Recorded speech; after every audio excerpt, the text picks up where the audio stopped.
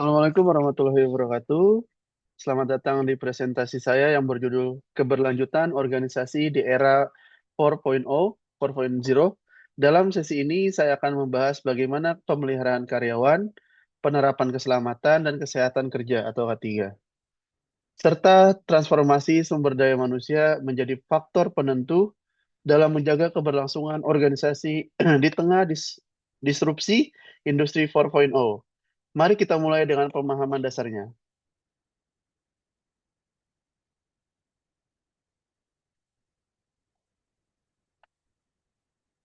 Pentingnya pemeliharaan karyawan.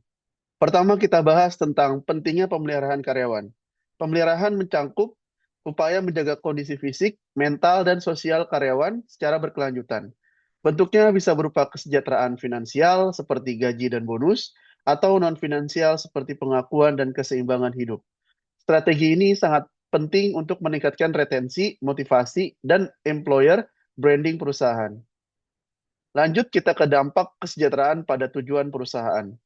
Pemeliharaan yang baik berdampak langsung pada tujuan strategis perusahaan. Karyawan yang loyal akan menurunkan biaya rekrutmen.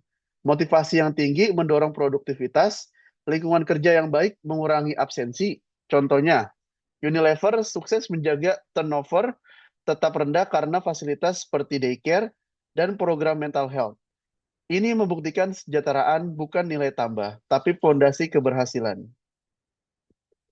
Selanjutnya kita ke keselamatan dan kesehatan kerja atau K3, yang berperan penting dalam menjaga kelangsungan profesional. Tujuannya adalah mencegah kecelakaan kerja dan melindungi SDM sebagai aset organisasi. Hal ini didukung oleh Undang-Undang Nomor 1 Tahun 1970 dan Permenaker Nomor 5 Tahun 2018. K3 tidak hanya sebagai regulasi, tapi strategi jangka panjang untuk menjamin produktivitas dan keberlanjutan. Manfaat lingkungan kerja yang aman. Lingkungan kerja yang aman menciptakan rasa nyaman dan meningkatkan loyalitas karyawan. Ini juga menurunkan klaim asuransi dan stres kerja. Misalnya, Freeport menerapkan behavior based safety yang sukses menurunkan angka kecelakaan. Maka dari itu, menciptakan budaya kerja yang aman adalah investasi strategis, bukan sekedar kewajiban hukum. Nah, selanjutnya kita masuk ke jenis-jenis gangguan K3. Kita juga harus mengenali jenis gangguan keselamatan kerja. Ada gangguan fisik seperti kebisingan, kimia seperti bahan beracun, biologis seperti virus, ergonomis dari posisi kerja yang salah, hingga tekanan psikososial seperti bullying. Bahkan gangguan mekanis seperti alat rusak juga masuk dalam kategori risiko yang serius. Identifikasi gangguan ini adalah langkah awal untuk memitigasi sebagai mitigasi yang efektif. Nah, lanjut kita ke strategi mitigasi gangguan K3. Bagaimana mengatasi gangguan K3 itu sendiri? Beberapa strategi yang efektif mencakup pelatihan rutin, penggunaan APD, audit lingkungan kerja, SOP ergonomis, hingga layanan konseling psikologis. Standar seperti ISO 45001 juga menjadi pedoman internasional untuk menciptakan sistem manajemen K3 yang holistik dan berkelanjutan. Era industri 4.0 dan tantangan MSDM itu sendiri. Masuk ke tantangan era industri 4.0, revolusi digital menghadirkan otomatisasi, AI, big data, dan IoT. Namun, ini menuntut SDM untuk cepat beradaptasi. Tantangan utamanya adalah kesenjangan digital skill, perubahan budaya kerja, dan tuntunan agar HR menjadi lebih strategis dan berbasis data. Disinilah peran manajemen SDM menjadi sangat krusial. Nah, strategi MSDM menghadapi era 4.0.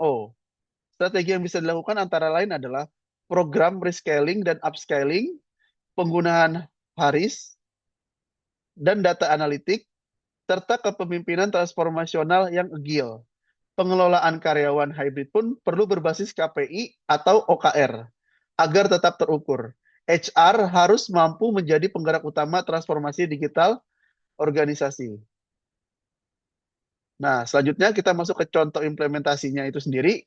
Beberapa perusahaan besar sudah mengimplementasikan pendekatan ini. Contohnya Tokopedia menggunakan machine learning untuk rekomendasi karir, Gojek memakai people analytics dalam pengelolaan beban kerja, Telkom Indonesia bahkan punya digital talent scholarship sejak tahun 2018.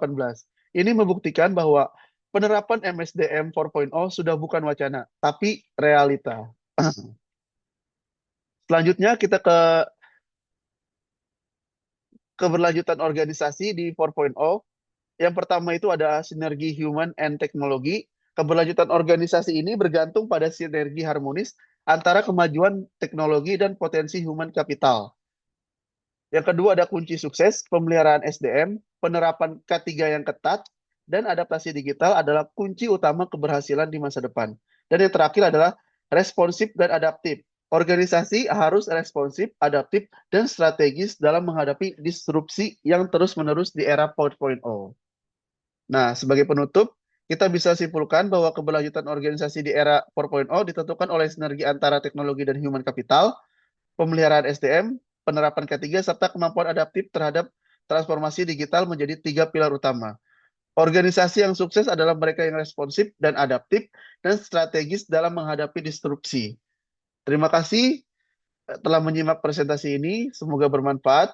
Sekian presentasi dari saya. Kurang lebih mohon maaf. Wassalamualaikum warahmatullahi wabarakatuh.